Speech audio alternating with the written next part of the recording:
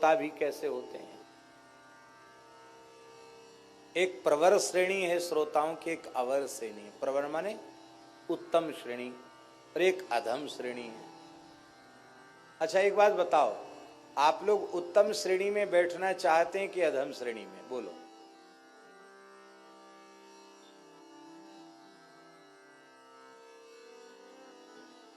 यदि उत्तम श्रेणी में बैठना चाहते हो तब तो हम बतावें नहीं, तो समय की कमी तो है ही है। तो खाली सुनिए मत, फिर बैठिए उत्तम श्रेणी में। हाँ, उत्तम श्रेणी क्या है? प्रवराश्चातको हंसः शुको मीना दयस्तथा, ये उत्तम श्रेणी है। यदि कथा का रस लेना चाहते हो तो चातक की पंक्ति में बैठकर कथा सुनो, स्वयं चातक बन जाओ। चातक कैसा होता जानते हैं? पपीहा आवाज लगाता है, प्यासा हूं प्यासा हूं प्यासा हूं। आप सुनो पपीहा की आवाज तो सुनाई पड़ेगा आपको, प्यासा हूं प्यासा हूं प्यासा हूं। दूसरे पक्षियों ने कहा कि जब आषाढ़ आएगा, पानी बरसेगा, तब कहना, दूसरा पानी तुम पियोगे नहीं, स्वाति नक्षत्र का ही पानी पियोगे, स्वाति नक्षत्र में जल बरसेगा, अभी से क्यों चिल्ला रहे हो? उसने कहा तुम्हें पता नहीं भले आदमी, अपने प्रेमास्पद की याद करने में प्रेमी को कितना सुख मिलता है, ये चातक ही जान सकता है, दूसरा नहीं। ऐसे ही भैया कथा चाहे जब मिले, जीवन में चातक की प्यास बनी रहे कि मैं तो अभी कथा सुनने के लिए प्यासा हूं और प्यासा हूं। कोई कहे कथा सुन के क्या करोगे? चलो वहां नाटक हो रहा है, सिनेमा हो रहा है, बहुत अच्छी कहानी, बहुत अच्छी स्टोरी तुमको दिखाई सुनाई जाएगी, चलो वहां चलो। जैसे चातक कहता है भले ही तुम गंगा जी का जल दो तो पर नहीं पीऊंगा, पीऊंगा तो स्वाति का जल ही पीऊंगा, ऐसी सुनूंगा तो कथा ही सुनूंगा, संसार की व्यर्थ पर निंदा पर चर्चा नहीं सुनूंगा, श्रवणन और कथा नहीं सुनी हो। ये निश्चय करने वाला जो श्रोता है वो चातक है। चातक सदा मेघ के सन्मुख रहता है। ऐसी हम सदा वक्ता के सन्मुख बैठकर कथा सुने।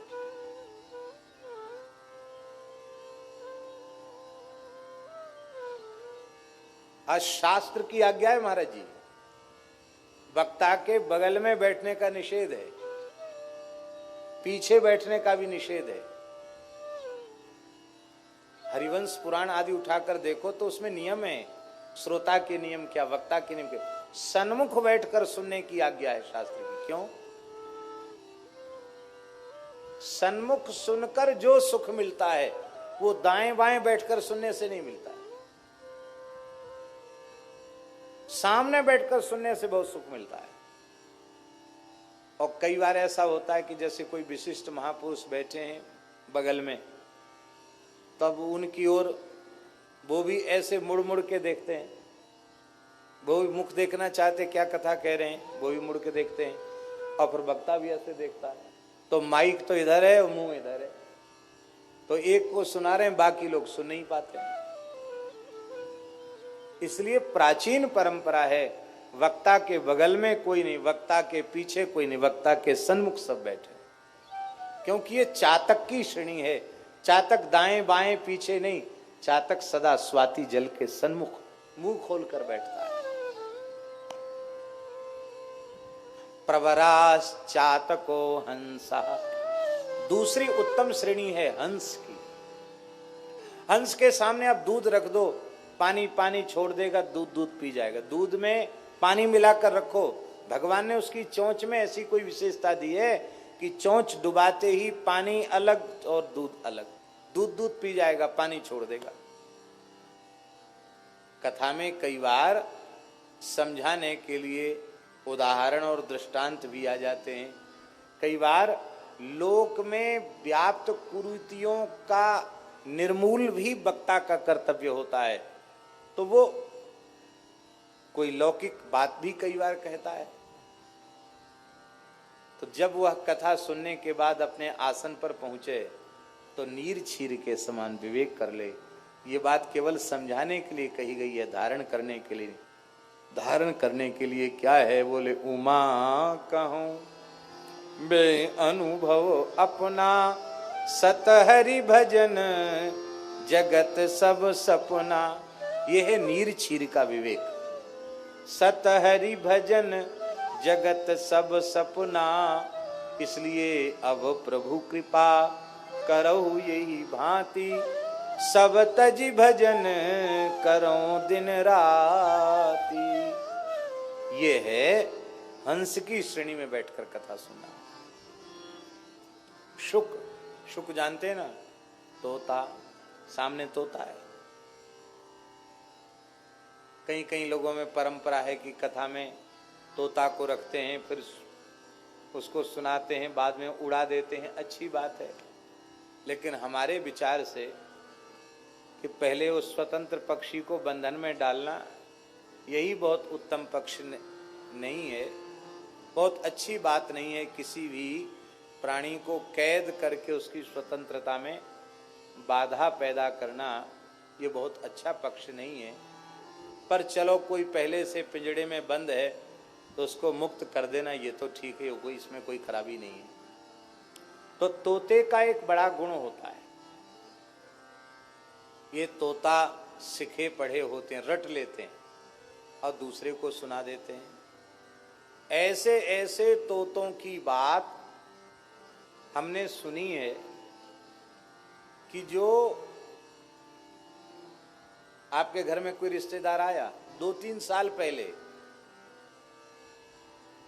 अब वो 2-3 साल बाद फिर आया, और उसका नाम है रामावतार जी। तो ऐसे भी तोता देखे सुने गए हैं, कहे रामावतार जी, रामावतार जी, रामावतार जी, रामावतार जी। अरे ये कौन बोल रहा है हमारा नाम? तोता बोल रहा है। क्यों? बोले 3 साल पहले आए थे, कितना उसकी याद है, बताओ। रामावतार जी बोल रहा है। बड़े बड़े विचित्र तोते होते। मिठू बोलो राम राम, तोता बिल्कुल कहेगा राम राम। सीता राम, सीता राम। चित्रकोटी दूध रोटी, सीताराम सीताराम, तोता बोलते हैं। तो वे भी उत्तम श्रेणी के श्रोता हैं, जो तोते के समान कथा में सुंदर सुंदर भगवान की बातों को याद कर लेते हैं। फिर कोई कहता आप कहाँ गए थे? बोले हम कथा सुनने गए थे। क्या सुन के आए? तो उनको मीठी वाणी में सुना देते हैं। ऐसे शुक श्रेणी के श्रोता हैं। हम तोते के जैसे कथा को याद करें और दूसरे को भी सुनावें। ये तीसरी उत्तम श्रेणी है।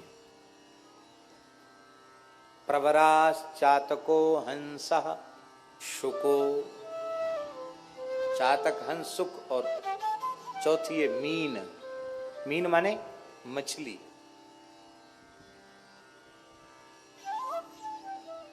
गंदे पानी में, छिछले पानी में मछली जीवित नहीं रहती, मर जाती है।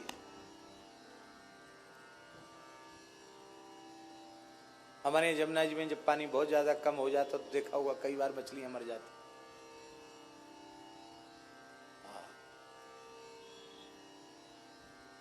जितना स्वच्छ निर्मल अगाध जल होगा, मछली उतना ही प्रसन्न रहेगी। सुखी मीन जहाँ नीर अगाधा,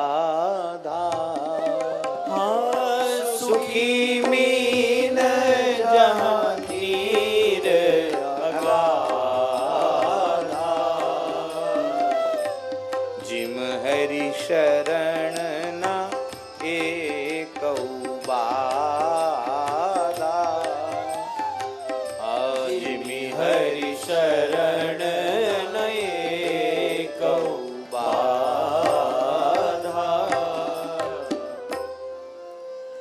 मछली को जल से बाहर करो तो जीवित नहीं रहेगी, मर जाएगी छटपटा के। ऐसे ही कथा के अगाध रस सिंधु में अथवा कथा की मंदाकिनी में जो गहराई में उतरे रहें, बाहर निकलने की सोचे नहीं। कथा ही जिनका प्राण बन जाए, कथा मात्रैक जीविनः, ऐसा जो जीवन है वह है मीन श्रेणी का। देखो श्रोताओं के भी स्तर होते हैं। कुछ श्रोता ऐसे होते हैं, उनको चुटकुला सुनाओ, गीत गजल सुनाओ तो वो बहुत झूमेंगे, प्रसन्न होंगे। अब कुछ ऐसे होते हैं कि ये उनके सामने कहना उठ के चले जाएंगे।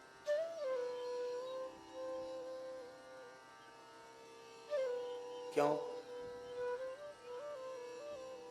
गीता वाटिका में पहली बार प्रवचन हुआ तो जितना साधक परिकर है सब बैठे, और जब जब गए तब सब बैठते ही थे, लेकिन पहली बार में सब बैठे।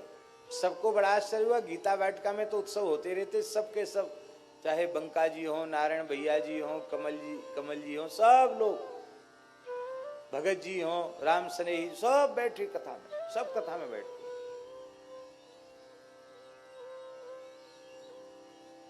तो नारायण भैया जी ने हमको एक बात कही। उन्होंने कहा बहुत लंबे समय के बाद वह सुख सत्संग का मिल रहा है जैसा पूज्य भाई जी बैठकर बोलते थे तब मिलता था।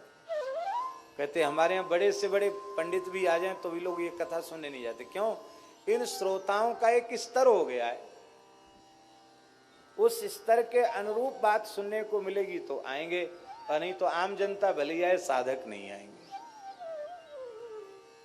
आज कथाओं के स्वरूप की विकृति का एक कारण यह भी है कि श्रोताओं का स्तर बहुत नीचे गिर गया।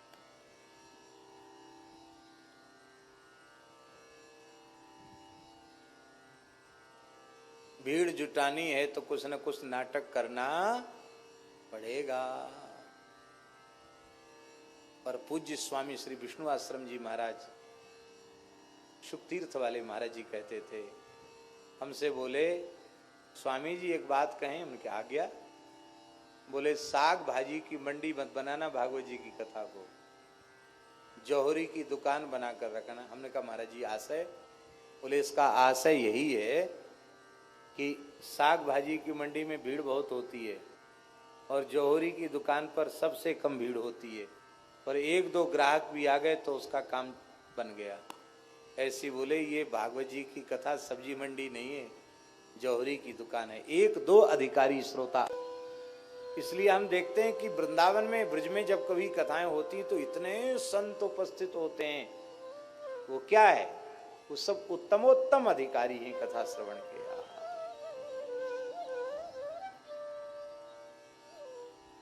तो श्रोता का स्तर, वक्ता का स्तर, ये उत्तम श्रेणी हुई।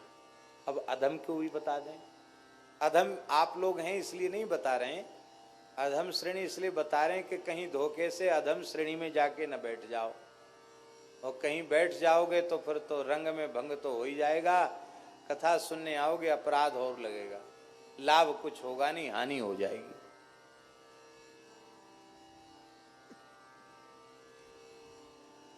अवर क्या है?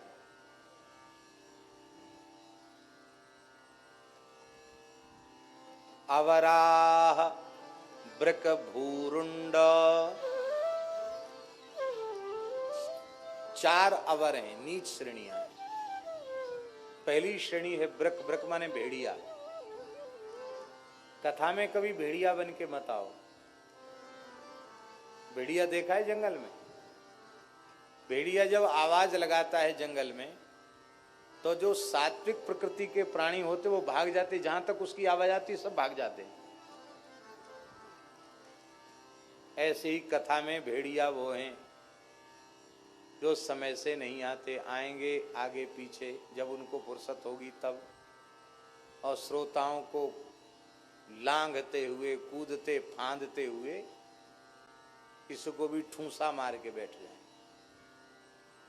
अब कोई संत एकनाथ और तुकाराम जी तो नहीं है जो क्षमा कर दे। वो कहेगा रे भाई दिखता नहीं है, ठीक से बैठो। सोई गाली गलौज करने लग जाए, हल्ला गुल्ला मचाने लग जाए, व्यास जी को कथा बंद करनी पड़े और अंत में सज्जन श्रोता कहें हे भगवान अब तो हो गया, आज ही श्रद्धा पूरी होगी, चलो अपने घर में सुनो। तो ऐसे श्रोता वक्ता को कथा में झगड़ा लड़ाई करके विक्षेप पैदा करने वाला, अमर्यादित व्यवहार कथा में करने वाले को मनुष्य नहीं भेड़िया कहते हैं। कथा में हम भेड़िया बन के ना हो। वृक भूरुंड, एक भूरुंड श्रेणी भी होती है, वो भी नीच श्रेणी है। भूरुंड नाम का एक पक्षी होता है हिमालय में, पहाड़ी क्षेत्र में होता है, वो भी विचित्र पक्षी है महाराज जी। वो पक्षी एक बार जो सुन लेता उसे याद हो जाता है, और वो ऋषियों की बात सुनकर के दूसरों को सुनाता है अपनी भाषा में। पर जो चीज दूसरों को सुनाता है ठीक स्वयं उसके विरुद्ध आचरण करता है। ये उसकी प्रकृति उस पक्षी की, भूरुंड की। तो बहुत से लोग भूरुंड श्रेणी के होते हैं, दिमाग तो उनका तेज है।